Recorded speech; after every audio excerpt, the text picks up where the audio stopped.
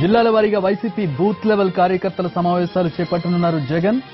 Booth level కార్యకర్తల సమావేశాల్లో పాల్గొనున్నారు. ఫిబ్రవరి 4, 5, 6 తేదీల్లో తిరుపతి, కడప, అనంతపురంలో సమావేశాలు నిర్వహించనున్నారు. సమర శంఖారావం పేరుతో బూత్ కమిటీలతో జగన్ భేటీ అవుతారు. బూత్ లెవెల్ సమావేశాలకు సంబంధించిన మరిన్ని వివరాలు మా ప్రతినిధి దినకర్ రెడ్డి తెలుసుకుందాం. దినకర్, ఏంటి షెడ్యూల్, ఎట్లా ఉండబోతోంది?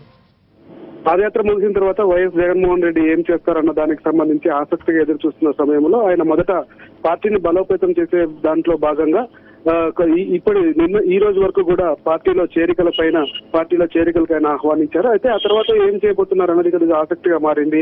జగన్మోహన్ రెడ్డి బస్ యాత్రకు వెళ్తారని వార్తలు వస్తున్న నేపథ్యంలో బస్ యాత్ర కన్నా ముందు ఆయన క్షేత్రస్థాయిలో ఉన్నటువంటి బూత్ లెవెల్ కమిటీలతో మొదట సమావేశం కావాలని నిర్ణయం తీసుకున్నారు. అందులో భాగంగానే ఆయన చిత్తూరు నుంచి కూడా తన పర్యటనలు ప్రారంభించే అవకాశం ఉంది. సమర శంఖారావం పేరుతో మొత్తం ఈ పర్యటనలన్నీ సాగబోతున్నాయి. 4వ తారీఖున చిత్తూరు, 5వ తారీఖున కడప, 6వ తారీఖున అనంతపురం జిల్లాలో పర్యటిస్తారు. అందులో భాగంగా ప్రతి ఒక్క బూత్ లెవెల్ కమిటీ కమిటీ మెంబర్లతో కూడా ఆయన ప్రత్యక్షంగా సమావేశం అవుతారు.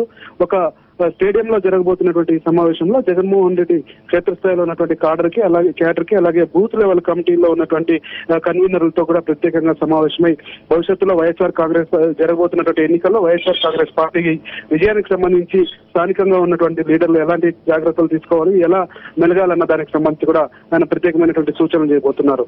కేవలం ఈ 3 జిల్లాలకే పరిమితం కాదు, దశల వారీగా ఇది జరగబోతుంది.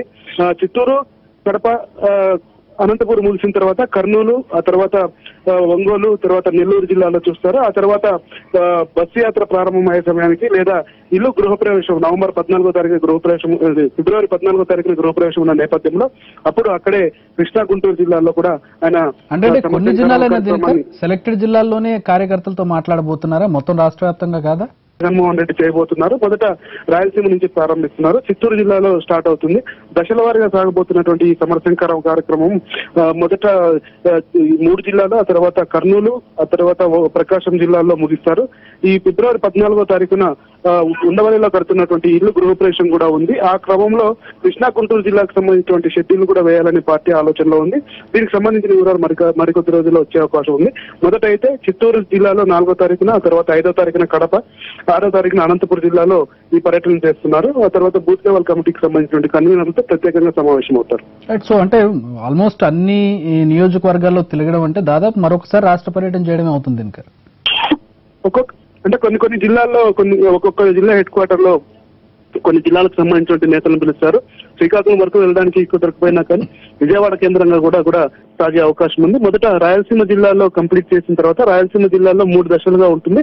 ఆ తర్వాత కృష్ణా, గుంటూరు, ఆ తర్వాత తూర్పు పశ్చిమ గోదావరి జిల్లాలు, విశాఖ, విజయనగరం, శ్రీకాకుళం జిల్లాలకు సంబంధించినటువంటి బూత్ లెవెల్ కమిటీల లీడర్లందరినీ కూడా జగన్ ఒకవేళ ఫిబ్రవరి 14 తర్వాత అమరావతిలో ఉంటే అక్కడికి పిలిపించుకుని ఆయన మాట్లాడతారు. లేదంటే పార్టీకి సంబంధించినటువంటి నేతలతో సహా ఆయన ఒకరోజు పర్యటనలే కాబట్టి ఒక్కో జిల్లాకు ఒక రోజు పర్యటన కాబట్టి సాధ్యమైనంత త్వరగా కంప్లీట్ చేయాలనేటువంటి ఆలోచనలో ఉంది.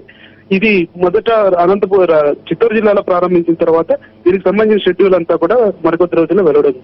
Thanks for the updates Dinakar. మొత్తానికి చాలా షార్ట్ గా ఎఫెక్టివ్ గా ఈ పర్యటన ఉండబోతోంది. బూత్ లెవెల్ కార్యకర్తలతోటి అలాగే అక్కడ ఉన్నటువంటి కీలక నేతలతోటి భేటీ కాబోతూ ఉన్నారు.